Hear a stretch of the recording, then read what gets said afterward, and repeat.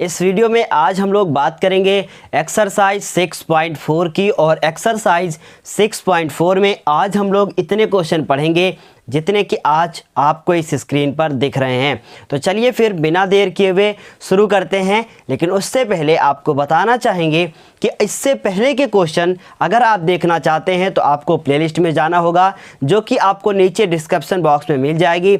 वहां से जाके आप इसका पूरा चैप्टर देख सकते हैं। तो चलिए शुरू करते हैं क्वेश्चन नंबर 5 के साथ और आपको बताते हैं कि क्वेश्चन नंबर 5 आप कैसे करोगे। आपको क्वेश्चन नंबर 5 यहाँ स्क्रीन पर दिख गया होगा। क्या लिखा हुआ है एक बार पढ़ते हैं। देखिए क्या लिखा हुआ है। लिखा हुआ है एक त्रिभुज ABC। कोई एक त्रिभुज है और उसका नाम है ABC। पहले समझ लीजिए फिर अच्छे से कीजिए। वीडियो थोड़ा सा बड़ा होगा पर आपको बेहतर समझ में आएगा जितने भी क्वेश्चन हम आज आपको बताने वाले हैं। तो लिखा है एक त्रिभुज ABC की भुजाओं AB, BC और CA। तीन भुजाएं हैं AB, BC और CA। उनके मध्य बिंदु हैं D, E और F। उसके तीन जो है वो मध्य बिंदु हैं। फिर कह रहे हैं कि हमें त्रिभुज DEF और त्रिभुज ABC के क्षेत्रफलों का अनुपात ज्ञात करना है। अभी तो मैंने सिर्फ इसे रीड किया है। अब देखिए सबसे पहले क्वेश्चन नंबर कितना है। क्वेश्चन नंबर है हमारा 5। एक त्रिभुज है और उस त्रिभुज का नाम है ABC। तो मैंने क्या किया, एक त्रिभुज बना लिया और इस त्रिभुज का नाम जो है वो हमने रख दिया A, B और C। ये A हो गया, ये B हो गया और ये C हो गया। ये त्रिभुज हो गया। फिर कह रखा है इन्होंने कि जो ये त्रिभुज आपको यहाँ पर दिख रहा है, इसमें देखिए क्वेश्चन ध्यान से देखिए। यहाँ पर AB का जो मध्य बिंदु है वो D है। AB का जो मध्य बिंदु है वो क्या है, D है। इसका मतलब A, B के बीच में कोई एक बिंदु स्थित है जिसका नाम है D।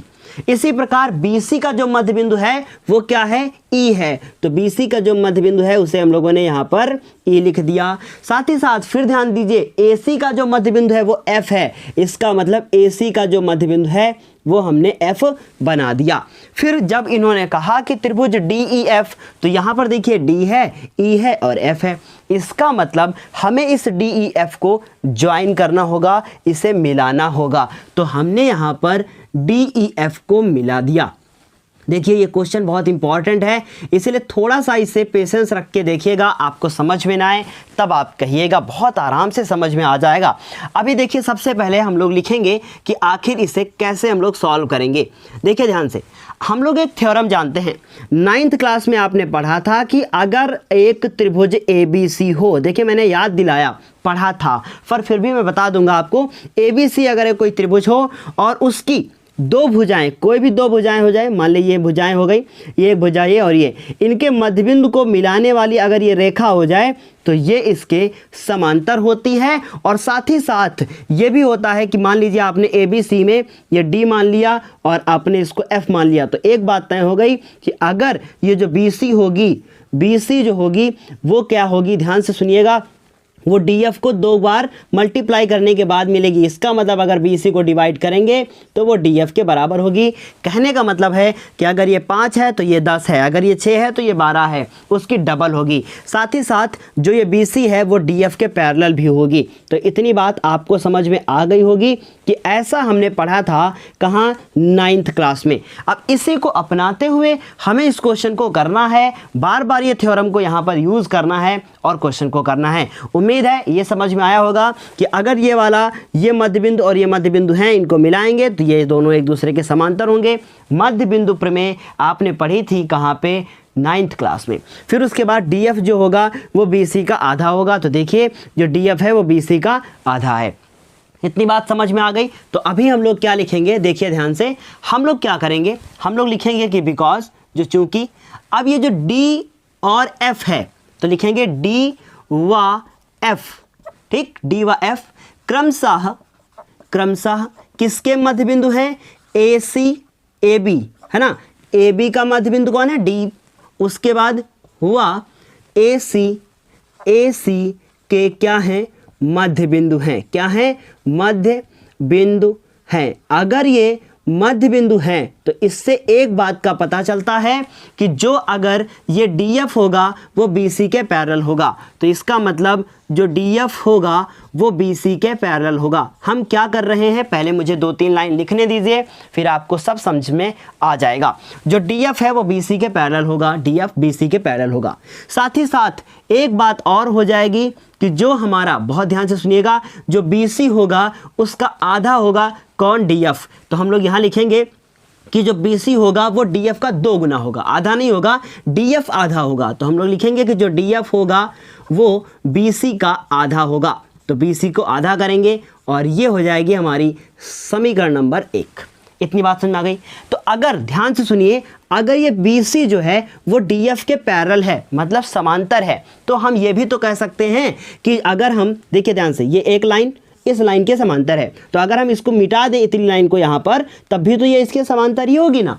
तो इसका मतलब जो DF है वो EC के भी क्या होगा, समांतर ही होगा। ठीक, इतनी बात समझ में आ गई। तो अभी देखिए, अब इतना समझाने के बाद हम पूरा क्वेश्चन आपको समझा देंगे कि हम क्या करने वाले हैं। ठीक, देखिए ध्यान से, तो हम लोग लिख सकते हैं कि इसलिए जो DF होगा, ठीक है, या करके आप इसको लिख सकते हो कि या, इसलिए यहाँ पर लिख दीजिए DF जो होगा वो EC के पैरेलल होगा, EC के पैरेलल होगा। ठीक, इतनी बात समझ में आ गई।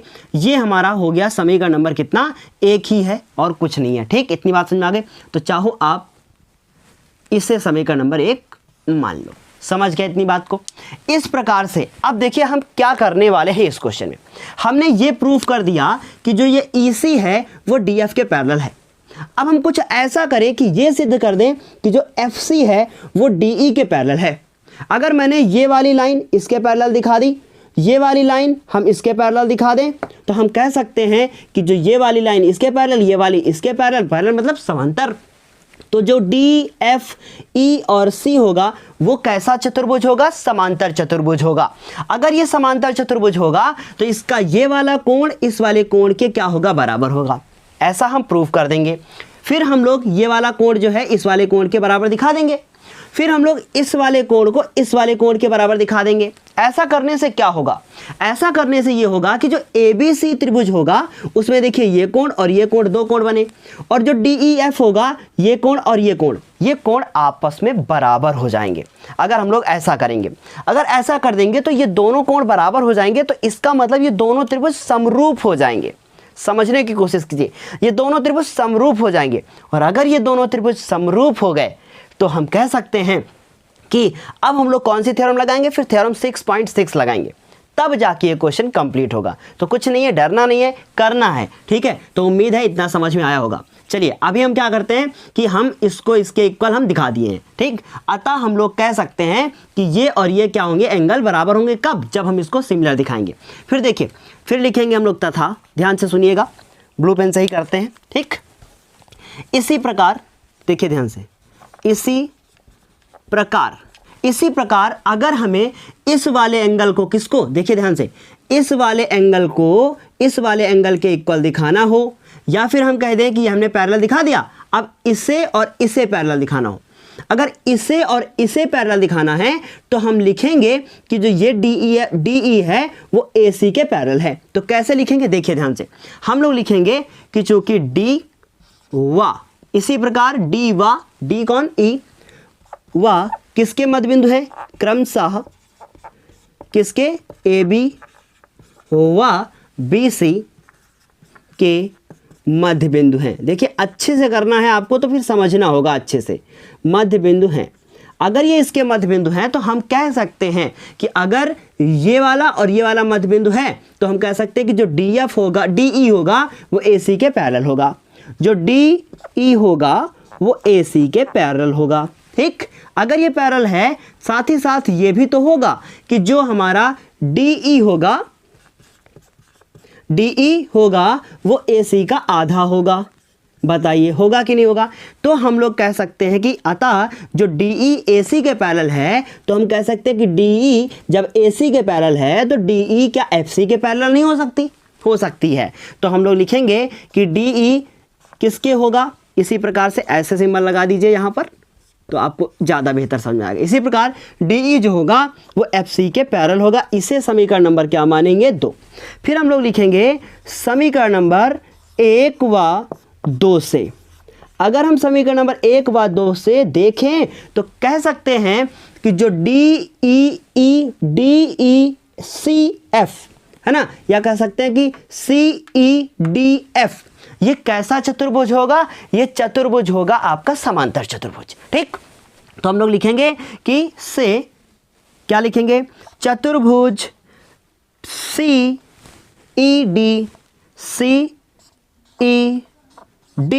और F एक कैसा चतुर्भुज होगा? एक समांतर चतुर्भुज होगा। अगर ये समांतर चतुर्भुज होगा तो हम कह सकते हैं कि ये वाला कोण इस वाले कोण के बराबर होगा। तो इस वाले कोण का नाम दे दीजिए आप क्या? 1, और इसका नाम आप दे दीजिए कितना? 2। ठीक, तो हम कह सकते हैं अगर होगा ऐसा तो कोण जो 1 होगा वो कोण 2 के क्या होगा? बराबर होगा। आई बात समझ में? इस प्रकार से हमने ये प्रूफ कर दिया कि कोण 1 क्या है? कोण 2 के बराबर। इसी प्रकार से अगर हम लोग DEF और A इस वाले चतुर्भुज को भी हम लोग समांतर चतुर्भुज दिखा दे तो हम कह सकते हैं कि ये वाला इसके बराबर होगा।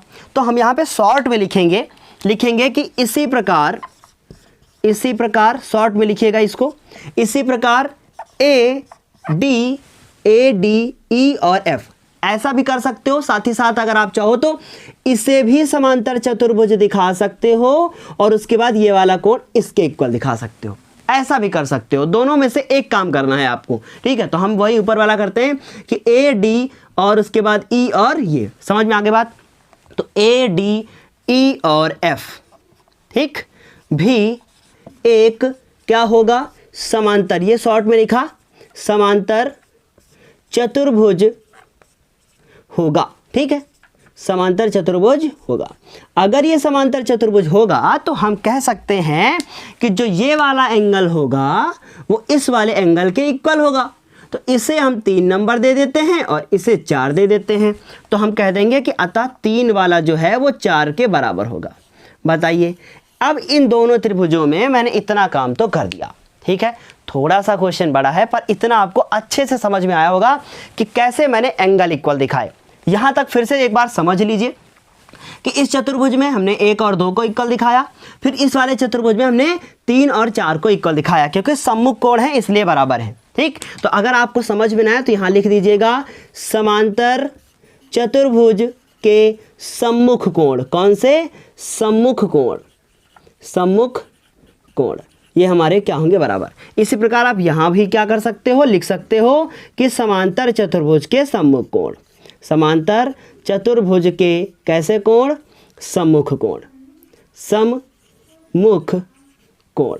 ठीक, उम्मीद है इतना समझ में आ गया होगा आपको। अब देखिए ध्यान से फिर से, अब यहाँ से क्वेश्चन का दूसरा स्टेप शुरू होगा। अब देखिए, अब लिखेंगे त्रिभुज, अब देखिए ध्यान से ABC, त्रिभुज ABC अब बहुत छोटा सा बचा है। अब त्रिभुज DEF में, ठीक, देखिए ध्यान से, ABC का एंगल 2 किसके बराबर है? एंगल 1 के बराबर है। ठीक, किसके? DEF के। साथ ही साथ ABC का एंगल 3 वो इक्वल है एंगल 4 के। तो हम कह सकते हैं, ध्यान से सुनिएगा, अगर हम 2 वाले को देखें तो नाम क्या है? C। तो देखिए ध्यान से, C लिखा। 3 वाले का नाम क्या है? A लिखा और B। ठीक, ध्यान से सुनिएगा, हम लोग लिख दिए ABC। ठीक, ABC लिख दिया। A वाला मतलब 3 वाला 4 के बराबर है, तो 4 वाला कौन है? E। तो हम यहाँ लिखेंगे E।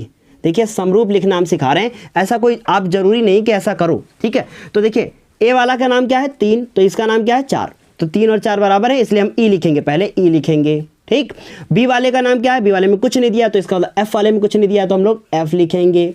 फिर हम लोग देखिए 2 वाला इसके बराबर है, तो C वाला D के बराबर है, तो हम लोग यहाँ पे D लिखेंगे, तो EFD लिखेंगे। इतनी बात समझ में आ गई? ऐसा क्यों किया? क्योंकि देखिए ध्यान से, A वाला E के बराबर है, A वाला E के बराबर है, B वाला F के बराबर है, B वाला F के बराबर है। दिखाया नहीं हमने, पर होगा, क्योंकि 2 बराबर तो तीसरा बराबर, और C वाला तो हमने दिखाई ही दिया। इस तरीके से इतनी बात समझ में आ गई? ऐसा लिखना है आपको। अगर ये हमने अब समरूप प्रूफ कर दिया, ठीक, तो अब हम प्रमेय 6.6 लगा सकते हैं। हम लोग लगा सकते हैं प्रमेय 6.6 से। ठीक, अब 6.6 प्रमेय क्या कहती है? कहती है कि अगर दो त्रिभुज समरूप हैं तो उनके क्षेत्रफलों, अगर दो त्रिभुज समरूप हैं तो उनके संगत भुजाओं, आपने 6.6 प्रमेय पढ़ ली होगी पीछे, आपने जो है कल या परसों मैंने पढ़ाया था, आपने पढ़ा होगा। अब प्रमेय 6.6 कहती है कि अगर दो त्रिभुज समरूप हैं तो उनकी संगत भुजाओं के वर्ग का अनुपात, उनके संगत भुजाओं के अनुपात का वर्ग कह सकते हो, या वर्ग का अनुपात, एक ही बात होगी, वर्ग का अनुपात बराबर होता है। अर्थात प्रमेय 6.6 अगर हम देखें ध्यान से तो हम कह सकते हैं कि बोला क्या है क्वेश्चन में, आपने क्वेश्चन अभी पढ़ा था, क्वेश्चन में लिखा था कि पहले DEF लिखा था, बुक में देखिएगा या बैक करके देखिएगा, पहले DEF है फिर ABC है, तो हम लोग लिखेंगे DEF का क्षेत्रफल और त्रिभुज ABC का क्षेत्रफल। अगर ABC ऊपर होता तो ABC को ऊपर लिखते, अगर क्वेश्चन में ऐसा होता तो। ध्यान दीजिएगा, अब DEF को देखो, DEF में कोई भी एक भुजा ले लीजिए जो संगत हो, इसका मतलब देखो इसमें ये वाली जो भुजा तुम्हें यहाँ दिख रही है DF, तो हम इसको DF ले सकते हैं, DF हो गया। फिर उसके बाद ये पूरी BC भुजा, BC ले लिया, कोई दिक्कत किसी को। इसके बाद इसका हमने होल स्क्वायर लगाया। बाकी लिखने को आप ये भी लिख सकते हो कि जो DE होगा उसके हम लोग इसको लिख सकते हैं, ऐसा कर सकते हैं, पर कोई ज़रूरत नहीं है। ठीक है, और DF और BC, अब देखो ये DF हो गया, BC हो गया, अब DF की जगह पर BC/2 लिख सकते हो ऊपर से, तो हम लोग यहाँ लिखेंगे, दिख रहा है ना आपको, DF की जगह पे लिखेंगे BC/2, इधर कर दें तो यहाँ देखिए ध्यान से, ऐसा लाइन खींच के ऐसे कर देते हैं। ठीक, अब देखिए ध्यान से, DF की जगह पर लिखोगे BC/2 और नीचे तो BC पहले से है, अब उसके बाद होल स्क्वायर। अब ये BC से BC कट जाएगा तो ये 2 कहाँ आएगा? नीचे। अगर समझने में प्रॉब्लम हो रही हो तो हम फिर दूसरी तरीके से बताते हैं। देखिए ध्यान से, अगर इसको हम देखें तो हम यहाँ लिख सकते हैं, यहाँ पे हम शॉर्ट में लिख देते हैं कि चूंकि DF जो है वो BC का आधा है ना, आधा DF जो है, आपको दिखने में प्रॉब्लम हो रही है, DF जो है वो BC का आधा है, इसलिए हम कह सकते हैं कि अगर BC को 1 से, क्योंकि इसके नीचे 1 है, BC को 1 से गुणा करें तो इसको 2 से करेंगे तो 2DF हो जाएगा। बताओ, इतनी बात समझ में आ गई? तो ये चूंकि इसलिए, अब यहाँ पर वैल्यू रखो। ठीक, अब DF की जगह पर आप क्या रख दोगे? अब बताओ, DF की जगह पे कुछ मत रखो। ठीक, DF की जगह पे DF रहने दो, आपको समझने में प्रॉब्लम ना हो इसलिए ऐसा किया जा रहा है। BC की जगह पर लिखोगे 2DF, तो यहाँ लिखेंगे 2DF। आई बात समझे? DF से DF कट गया, स्क्वायर ऊपर था तो 1/2 का होल स्क्वायर हुआ, तो आंसर क्या आया? 1/4 का स्क्वायर नहीं, सो अनुपात क्या हो जाएगा? 1:4। बताओ, आई बात समझ में? खेल इतना था, खेल यहाँ से यहाँ था, मतलब क्षेत्रफल यहाँ से यहाँ निकालना था, लेकिन सारा खेल कहाँ था? इसे समरूप दिखाने में था। क्योंकि जब तक तुम समरूप नहीं अगर आपने डायरेक्ट इसको पढ़ रखा है तो गलत पढ़ रखा है, यही कहेंगे हम। त्रिभुज ABC अगर EFD के समरूप नहीं है तो इसका मतलब ये डायरेक्ट कैसे लिखोगे आप? तो ये कैसे आप लिख सकते हो कि हाँ यही वाली थ्योरम लगा दो? आई बात समझ में? या फिर आप डायरेक्ट ये लिख दो कि मध्य बिंदु प्रमेय से ऐसा ऐसा ऐसा, और लेकिन फिर वो आपका अच्छा तरीका नहीं माना जाएगा। तो उम्मीद है ये आपको इतना पूरा समझ में आया होगा।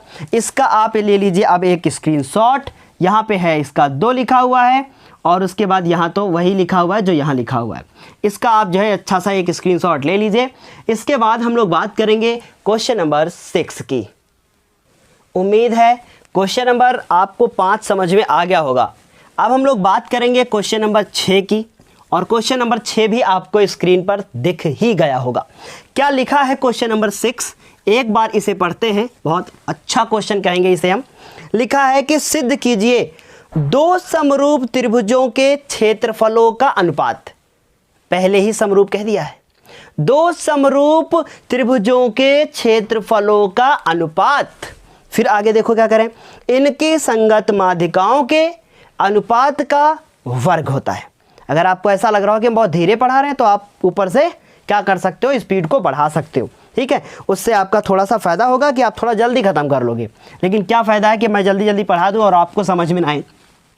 तो 2 समरूप त्रिभुज हैं, तो एक हमने त्रिभुज बनाया ABC लिख देंगे इसका नाम, और एक त्रिभुज हम इसका और बनाएंगे जिसका नाम हम पी क्यू आर रख देंगे। तो यहाँ पर हमने ए बी और सी लिखा, यहाँ पर हमने पी लिखा, क्यू लिखा और आर लिखा। ठीक, अभी देखिए इन्होंने कह दिया पहले ही, तो सबसे पहले ही ये थ्योरम की तरह ही एकदम क्वेश्चन है, इसलिए अच्छे से समझेंगे। अब देखिए दिया है, ठीक, तो हम लोग यहाँ लिखेंगे त्रिभुज ए बी सी समरूप है त्रिभुज पी क्यू आर के।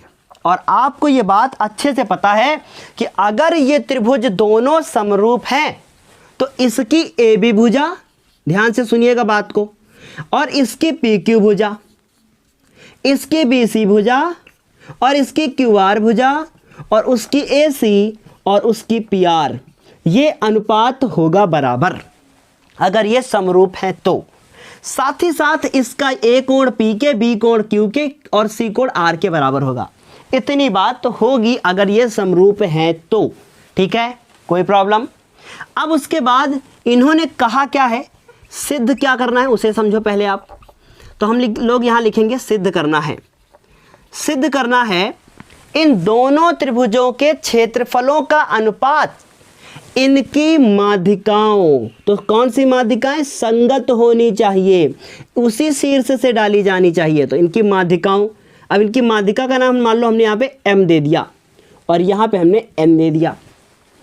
इनकी माध्यिकाओं के वर्ग के क्या होता है, समानुपाती बराबर होता है, माध्यिकाओं के वर्ग के बराबर होता है, ऐसा हमें सिद्ध करना है। ठीक, तो अब ये थ्योरम 6.6 तो कहती है कि इसका क्षेत्रफल जो होगा वो कोई एक भुजा का, मान लीजिए थ्योरम 6.6 देखते हैं, कहती है कि ए बी सी का क्षेत्रफल पी क्यू आर का क्षेत्रफल बराबर इसकी कोई एक भुजा और इसकी कोई एक भुजा, इन दोनों का, ये कहती है थ्योरम 6.6। तो अगर ये कहती है तो ये एम की बात और पीएन की बात नहीं करती है। तो इसका मतलब कहीं ना कहीं हमें ऐसा करना होगा कि इसमें मान लीजिए बी सी हो गया या कुछ भी हो गया, मान लीजिए ए बी और पी क्यू ही हो गया, तो इस ए बी और पी क्यू की जगह पर हमें ए एम और पी एन को लाना होगा। बस यही था क्वेश्चन का सबसे इंपॉर्टेंट पॉइंट कि हमें इस क्वेश्चन में ए बी और पी क्यू की जगह पे ए एम और पी एन लाना होगा, ये लाना होगा। अभी इसको नहीं मिटाएंगे, हम करेंगे क्वेश्चन को फिर समझ में आएगा। तो हमने लिखा सिद्ध करना है। क्या सिद्ध करना है, हमें सिद्ध करना है त्रिभुज ए बी सी का क्षेत्रफल बटे त्रिभुज पी क्यू आर का क्षेत्रफल। ध्यान से सुनिएगा बात को। अब इसमें ए एम और उसमें पी एन, इन दोनों का स्क्वायर, ये प्रूफ करना है। ठीक, मुझे यही प्रूफ करना है। ठीक, अभी देखो हम लोग इसको हल करेंगे। कैसे हल करेंगे, उपपत्ति लिख सकते हो मेरे लाल इसकी जगह पर। अब देखो ध्यान से, अगर हम लोग एक बात जानते हैं कि अगर ए बी को ए एम के, ए बी और उसके बाद A B P Q, A M और पी एन, ये रेशियो हमें सेम दिखाना है, तो कहीं ना कहीं हमें इस त्रिभुज को और इस त्रिभुज को, मतलब ये त्रिभुज और ये त्रिभुज को सिमिलर दिखाना होगा, समरूप दिखाना होगा। बात समझ आ गई। तो इसका ये मतलब है कैसे समरूप दिखाओगे, अब समझो बात को। लिखेंगे त्रिभुज, बस वही सारा खेल है। त्रिभुज ए बी एम हुआ त्रिभुज पी क्यू एन, त्रिभुज पी क्यू एन में, और देखिए मेरी बात ध्यान से सुनिए, अगर आपको ये सब नहीं समझ में आ रहा है तो कृपया पिछले वीडियोस को देख लीजिए, तभी समझ में आएगा, अन्यथा आपके लिए प्रॉब्लम हो जाएगी, फिर कहीं समझ में आएगा भी नहीं, ये भी जान लीजिए, समस्या हो जाएगी। इसलिए पिछले वीडियोस को देखकर तब आइए, ज़्यादा बेहतर समझ में आएगा। ठीक है, तो वो कहाँ मिलेंगे, प्लेलिस्ट में। ठीक, तो ये इसमें देखिए ध्यान से। अब इसमें दो कोण को ही ढूंढने हैं बराबर। अब उन्होंने कहा था ये माध्यिका है। ठीक, ये कहा था इन्होंने माध्यिका है। तो अगर ये माध्यिका है तो इसका मतलब ये है कि जो बी एम है वो एम सी के बराबर है और जो बी एम है वो बी सी का आधा है। और ऐसा क्वेश्चन आप 6.3 का आखिरी वाला क्वेश्चन कर चुके हो। ठीक है, सेम वही क्वेश्चन है, बस थोड़ा सा मेथड चेंज है। देखिए ध्यान से, ए बी एम, ठीक है, मतलब क्या पूछा है वही चेंज है। देखिए ध्यान से, इस त्रिभुज में अगर हम लोग ध्यान दें तो हम क्या कह सकते हैं, बहुत ध्यान से सुनिएगा। जो ये बी वाला कोण है वो क्यू के बराबर है, जो कोण बी है वो क्यू के क्या है, बराबर है। क्यों बराबर है, क्योंकि ये दे रखा है कि ए बी सी सिमिलर है किसके, पी क्यू आर के, ये बराबर दे रखा है, इसीलिए तो ये वाले कोण बराबर हैं। आई बात समझ में। फिर उसके बाद देखो, और हम लोग जानते हैं एक चीज़ और जानते हैं, देखिए क्या जानते हैं, इसकी ए बी भुजा, इसकी ए बी भुजा और उसकी पी क्यू भुजा, ठीक, वो किसके हैं, बी सी भुजा इसकी, उसके बाद इसकी क्यू आर भुजा। परंतु ये क्यू बी सी तो पूरे में चली गई ना, इसमें तो आई नहीं, तो हम लोग क्या करेंगे, ये हम लोगों को दिया है, ध्यान से सुनिएगा मेरी बात।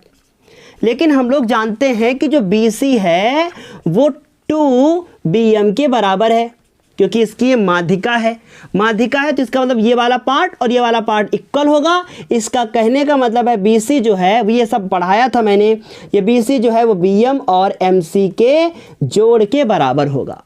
तो bm की जगह पे bm लिखा और mc की जगह पर भी हमने bm कर दिया, सो ये हो जाएगा 2bm। तो बताइए BC क्या 2bm के बराबर है ना बराबर। साथ ही साथ इसी प्रकार अगर हम QR को देखें तो वो 2QN के बराबर है कि नहीं। हम लोग यहां लिख देंगे, यहां तथा लिख दो बच्चा, ठीक, ये सब दिया है। तो अभी हमने इसको लिखा AB ही लिखा रहने दिया, इसको लिखा PQ और इस BC को लिखा 2bm और इसे लिखा QR की जगह पे 2QN, ठीक। 2 से 2 कट गया, क्या बचेगा, AB अपॉन PQ और BM अपॉन QN।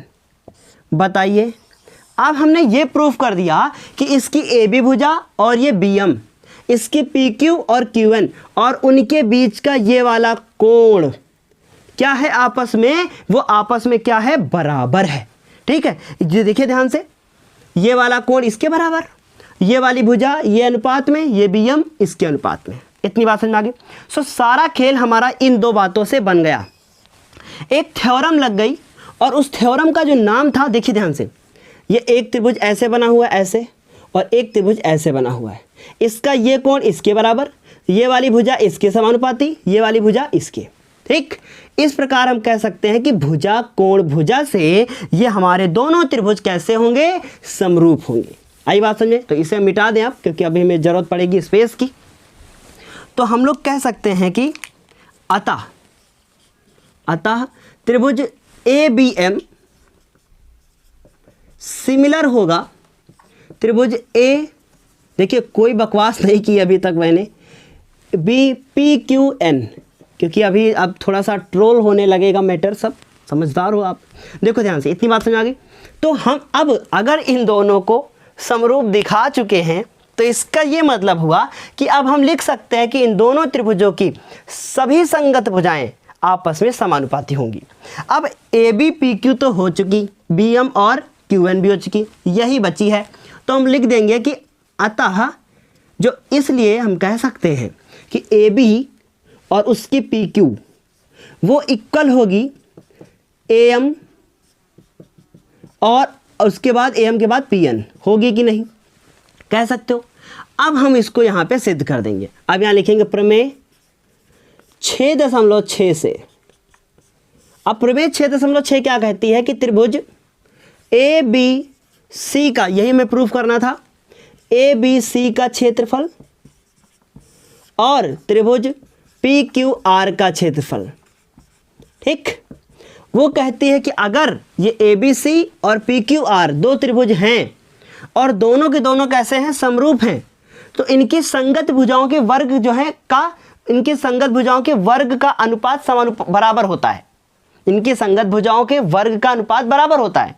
तो हम एक कोई भुजा ले लें, मान लो वो हमने AB ले ली, तो हम यहाँ पे AB लिखेंगे और इसकी PQ लिखेंगे और इसका हम स्क्वायर लगाएंगे। आई बात समझ में। ये थ्योरम कौन कहती है, 6.6, कि अगर दो त्रिभुज हैं तो इसकी ये वाली भुजा इसके संगत है तो इसका वर्ग कर दीजिए और उसके बाद उसका अनुपात निकाल लीजिए, वो क्षेत्रफल के बराबर होगा।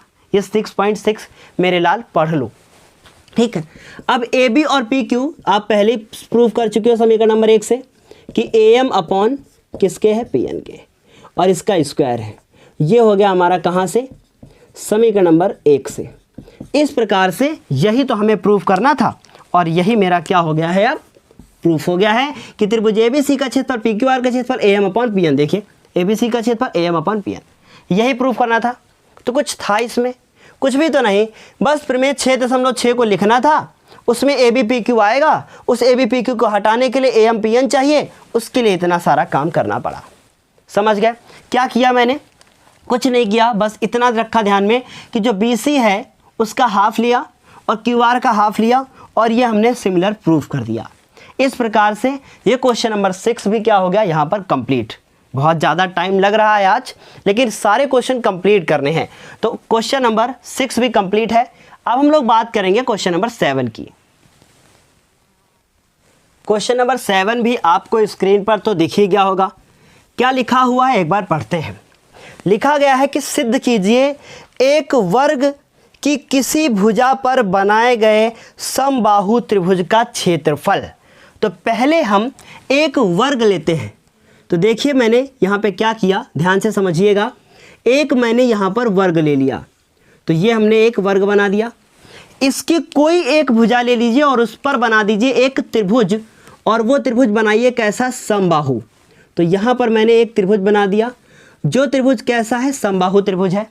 इसका मतलब इसकी ये भुजा, ये भुजा, ये भुजा सब आपस में बराबर है। तो हम इसको थोड़ा सा अच्छे से और बना देते हैं।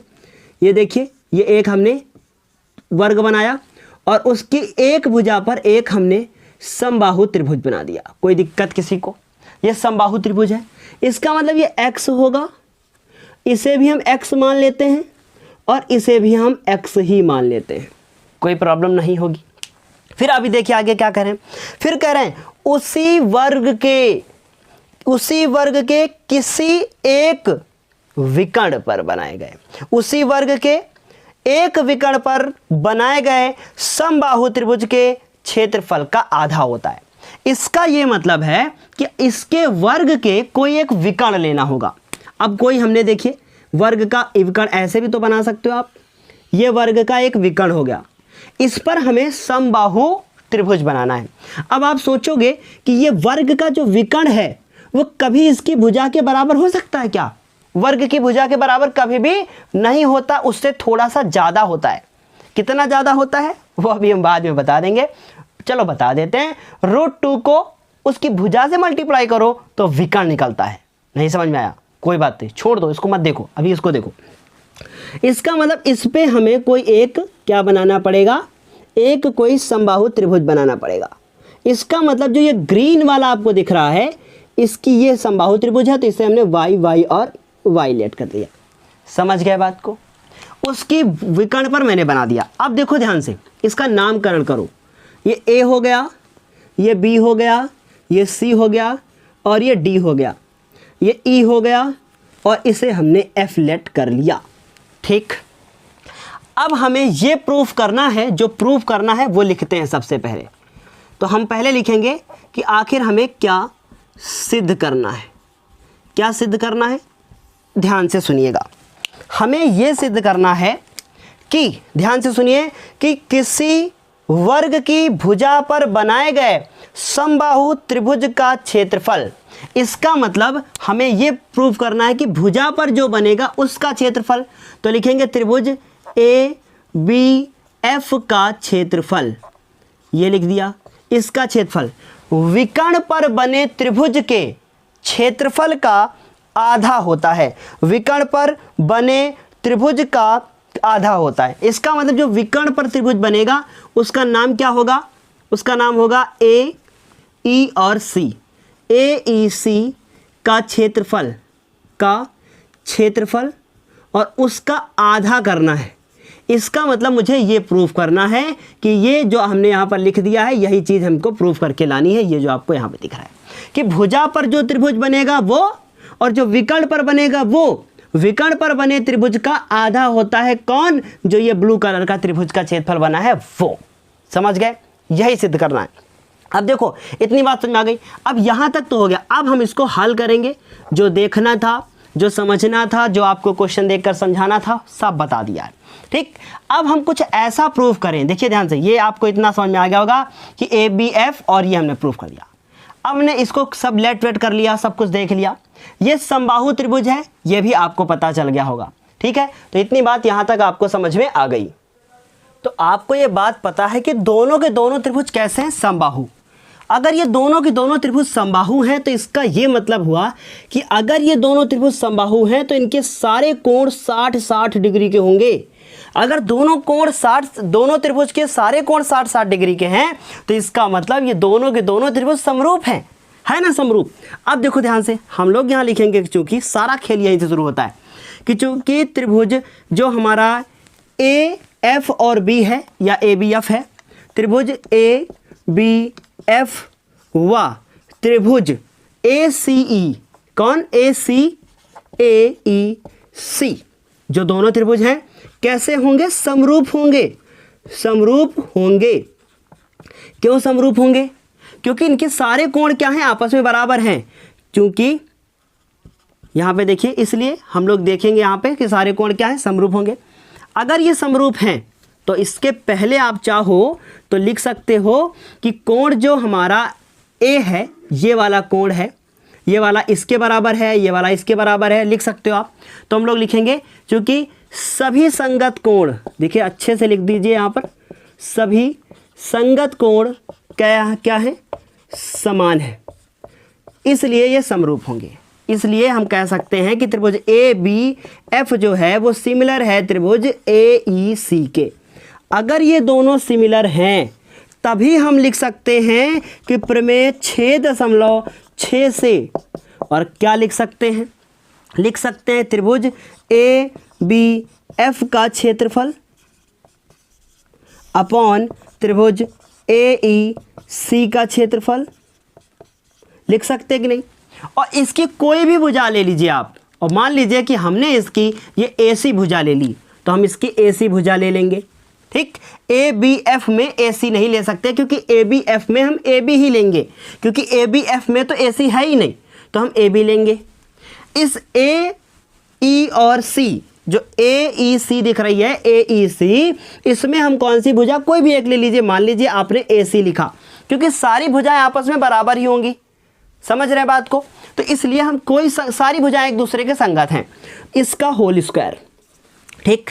हमसे यही चीज पूछी गई थी कि ए बी एफ, तो देखिए ए बी एफ और ए ई सी का क्षेत्रफल। अब ये बीच में सब गड़बड़ कर रहा है, तो इसका मतलब हमें ए बी और ए सी के बीच का रिलेशन चाहिए, ए बी और ए सी के बीच का संबंध।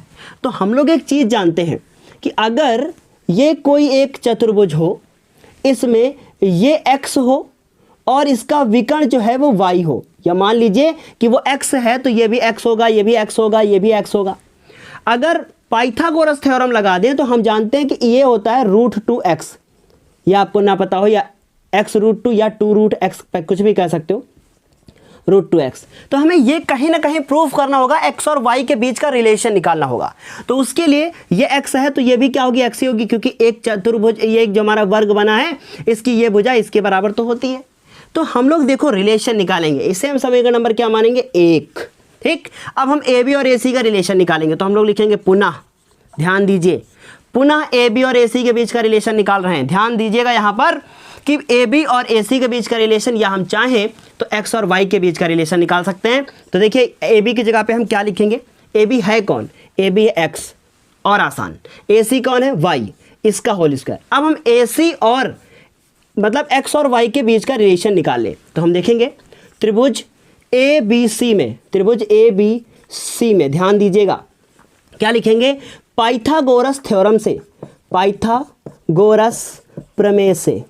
बहुत अच्छे क्वेश्चन है ये, पाइथागोरस प्रमेय से क्या कहती है पाइथागोरस थ्योरम, कि अगर यहाँ 90 डिग्री का कोण है तो ये हमारा कर्ण होगा, AC होगा, ये मेरा आधार होगा, ये BC होगा, समझने की कोशिश कीजिए, और ये मेरा लंब हो जाएगा, AB हो जाएगा, समझ गए। तो अब बताओ BC है क्या, X है, AB क्या है, वो भी X है, AC क्या है, वो क्या है, AC है Y, तो ये वाई स्क्वायर, इधर क्या है, ये जोड़ दिया 2x स्क्वायर और ये वाई स्क्वायर। अब स्क्वायर उधर जाएगा, अंडर रूट लगाएगा, ठीक, ये हो गया वाई। समझ में आई इतनी बात। तो अभी अगर इतने भी आपको नहीं समझ में आया है, ये भी नहीं समझ में आया, तो इसको ऐसे ही पड़ा रहने दो, इसको ऐसे ही पड़ा रहने दो और पुनः आ जाओ अपने इस वाले समीकरण में। इसको साइड में नोट कर दीजिए, समीकरण नंबर नहीं मानना पड़ेगा। ये एक्स स्क्वायर और ये वाई स्क्वायर साइड में नोट करोगे तो समीकरण नहीं मानना पड़ेगा तुम्हें।